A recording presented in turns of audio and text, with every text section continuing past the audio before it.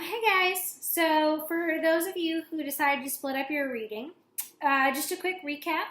We're on page 15 of The Great Gatsby, chapter 1, and we've already started to meet our characters. So Nick is our narrator. He's moved to West Egg, which is the less fashionable side of the island.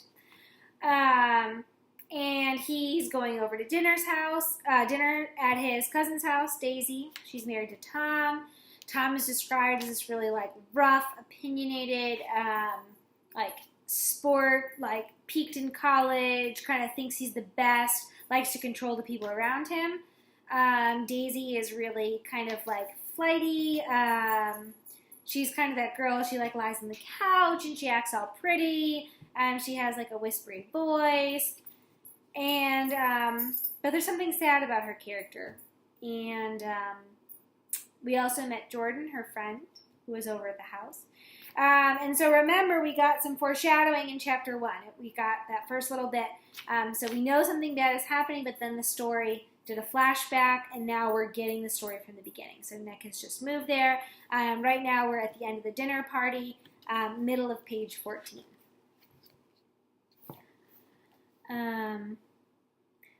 Or bottom of page 14.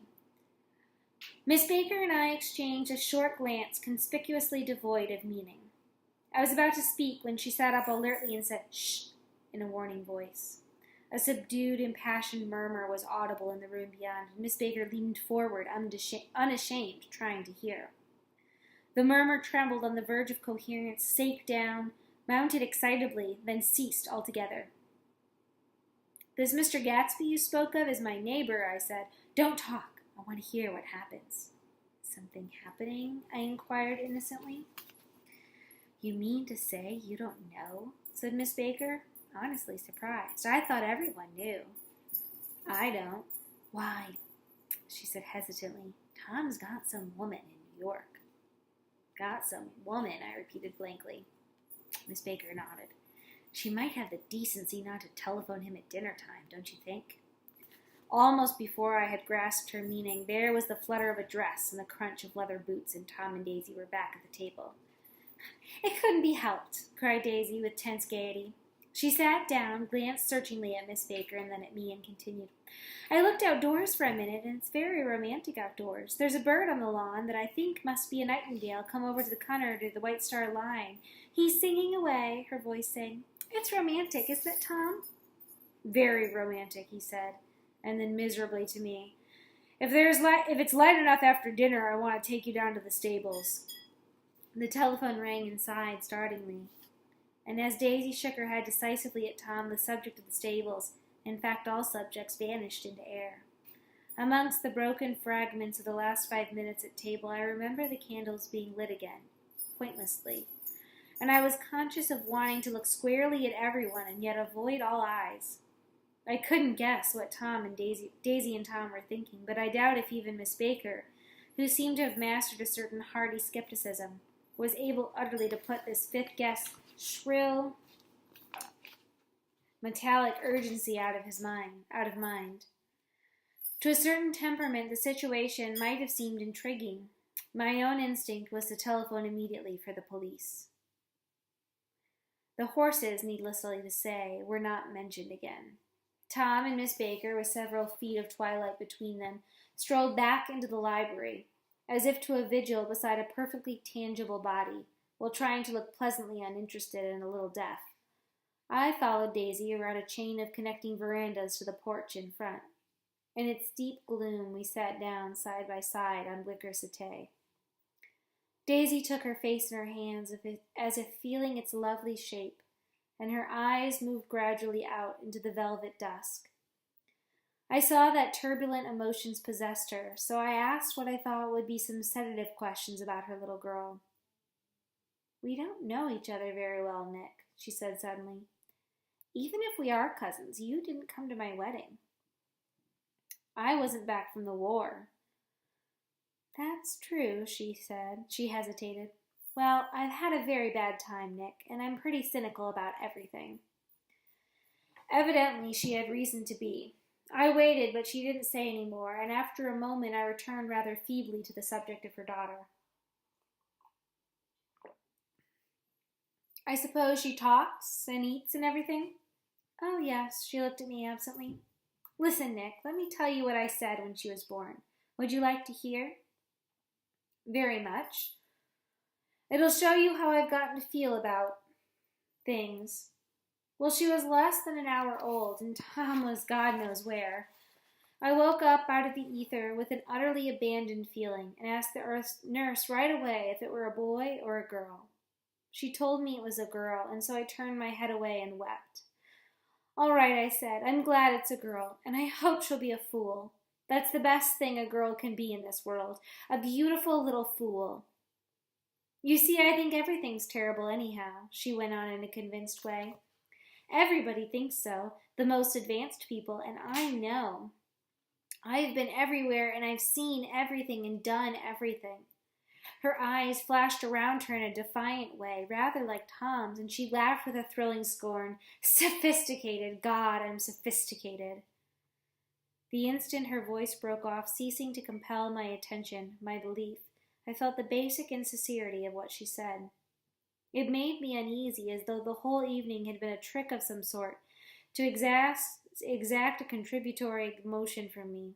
I waited, and sure enough, in a moment she looked at me with an absolute smirk on her lovely face, as if she had asserted her membership in a rather distinguished secret society to which she and Tom belonged.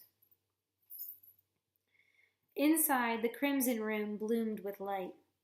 Tom and Miss Baker sat on either end of the long couch, and she read aloud to him from the Saturday Evening Post, the words murmurous and uninflected, running together in a soothing tune. The lamplight, bright on his boots and dull on the autumn leaf yellow of her hair, glinted along the papers as she turned a page with a flutter of slender muscles on her arms. When we came in, she held us silent for a moment, with a lifted hand. To be continued, she said, tossing the magazine on the table, in our very next issue. Her body asserted itself with a restless movement of her knee, and she stood up. 10 o'clock, she remarked, apparently finding the time on the ceiling. Time for this good girl to go to bed. Jordan's going to play in the tournament tomorrow, explained Daisy, over at Westchester. Oh, you're Jordan Baker. I knew now why her face was familiar. Its pleasing, contemptuous expression had looked out at me from many rotogravure pictures of the sporting life at Asheville and Hot Springs and Palm Beach. I had heard some story of her, too, a critical and pleasant story, but what it was I had forgotten long ago. Good night, she said softly. Wake me at 8, won't you? If you'll get up. I will. Good night, Mr. Carroway. See you anon. Of course you will, confirmed Daisy. In fact, I think I'll arrange a marriage. Come over often, Nick, and I'll sort of, fling you together. You know, lock you up accidentally in linen closets and push you out to sea in a boat and all that sort of thing. Good night, called Miss Baker from the stairs. I haven't heard a word. She's a nice girl, said Tom after a moment. They oughtn't to let her run around the country this way. Who oughtn't to? Inquired Daisy coldly. Her family. Her family is one aunt about 1,000 years old. Besides, Nick's going to look after her, aren't you, Nick? She's going to spend lots of weekends out here for the summer. I think the home influence will be very good for her. Daisy and Tom looked at each other for a moment in silence. Is she from New York? I asked quickly. Oh, from Louisville. Our white girlhood was passed together there, our beautiful white. Did you give Nick a little heart-to-heart talk on the veranda? Demanded Tom suddenly. Did I? She looked at me. I can't seem to remember, but I think we talked about the Nordic race. Oh, yes, I'm sure we did. It sort of crept up on us, and first thing you know... Don't believe everything you hear, Nick, he advised me. I said lightly that I had heard nothing at all, and a few minutes later I got up to go home. They came to the door with me and stood side by side in a cheerful square of light. As I started my motor, Daisy peremptorily called me, Wait! I forgot to ask you something. We heard you were engaged to a girl out west. That's right, corroborated Tom kindly. We heard that you were engaged. It's a libel, I'm too poor. But we heard it, insisted Daisy. surprising me by opening up again in a flower-like way. We heard it from 3 people, so it must be true. Of course, I knew what they were referring to, but I wasn't even vaguely engaged. The fact that gossip had published the banns was one of the reasons I had come east. You can't stop going with an old friend on account of rumors. But on the other hand, I had no intention of being rumored into marriage. Their interest rather touched me and made them less remotely rich. Nevertheless, I was confused and a little disgusted as I drove away. It seemed to me that the thing for Daisy to do was rush out of the house, child in arms, but apparently there were no such intentions in her head. As for Tom, the fact that he had some woman in New York was really less surprising than that he had been depressed by a book. Something was making him nibble at the edge of stale ideas, as if his sturdy physical egoism no longer nourished his peremptory heart. Already, it was deep summer on roadhouse roofs and in front of wayward garages where new red gas pumps sat out in pools of light. And when I reached my estate at West Egg, I ran the car under its shed and sat for a while on an abandoned grass roller in the yard.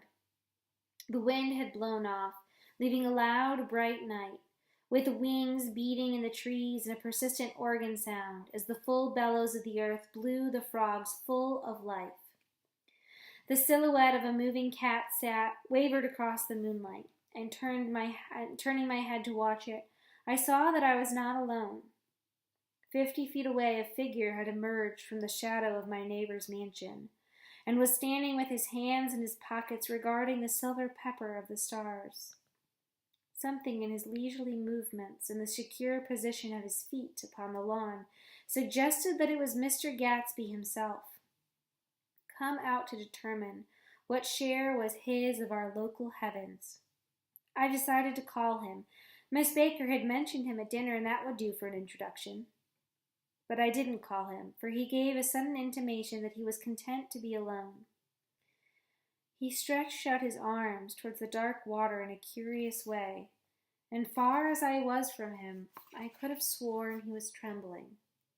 Involuntarily I glanced seaward, and distinguished nothing except a single green light, minute and far away, that might have been the end of a dock. When I looked once more for Gatsby, he had vanished, and I was alone again in the unquiet darkness. And so that's the end of chapter 1. Our big themes here that we're starting to see emerge is the shallowness of the upper class. So notice the kinds of things that Tom and Daisy seem to be caring about. Notice the way that Nick kind of subtly criticizes them and pokes fun at their opinions, and you kind of read those in-between layers between their dialogue. Notice how unhappy everyone seems to be. No one's content. No one's really enjoying their time together. You know, chapter 1 ends on that kind of dark note with Gatsby staring off at the light in the darkness, and then Tom is left alone. And we get some of those, ideas about like your perception versus reality. Nick had to run away because there was this rumor that he was engaged when he really wasn't.